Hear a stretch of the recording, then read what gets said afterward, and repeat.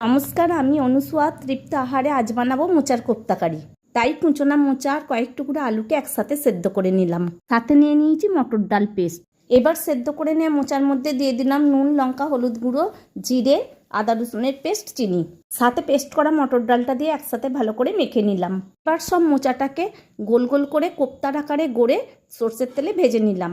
এই মুখরোচক রেসিপিটা বাচ্চা বড় সকলেরই মন কাটবে। তারপর ওই তেলেই ভেজে নেবো কেটে রাখা আলু নুন হলুদ দিয়ে। এবার দিয়ে দিলাম গরম মশলার ফোড়ন, কুচনো পেঁয়াজ। পেঁয়াজটা ভাজা হতেই দিয়ে দিলাম কেটে রাখা টমেটো। এবার দিয়ে দিলাম নুন, হলুদ, জিরের গুঁড়ো, শুকনো লঙ্কার পেস্ট, আদা রসুনের পেস্ট। একটু নেড়ে জল দিয়ে ভালো করে কষিয়ে নিয়ে চিনি দিয়ে দিলাম।